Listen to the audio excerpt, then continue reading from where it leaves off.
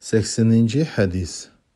Peygamberimiz sallallahu aleyhi ve sellem mundaq degan: "Et-taibu minez-zembi kemen la zembe lehu."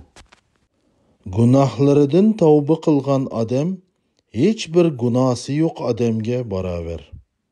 Bu hadis her bir adamga bir xush xabar ve Allah Taala'nın rahmetidir.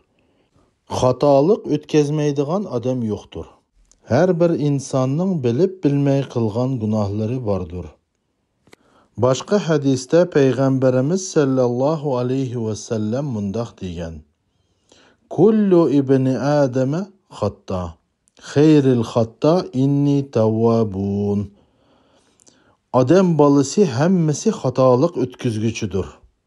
Hatalık ötküzgüçülerinin en yaxşıları o tavba qılğıçılardır deydi.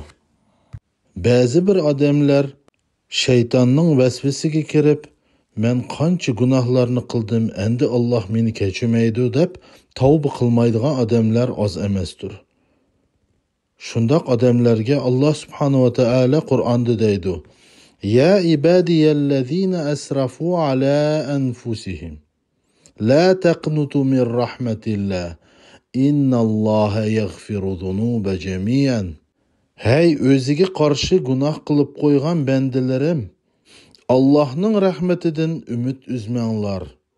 Haqiqatda Allah barlıq günahlarını keçiridi.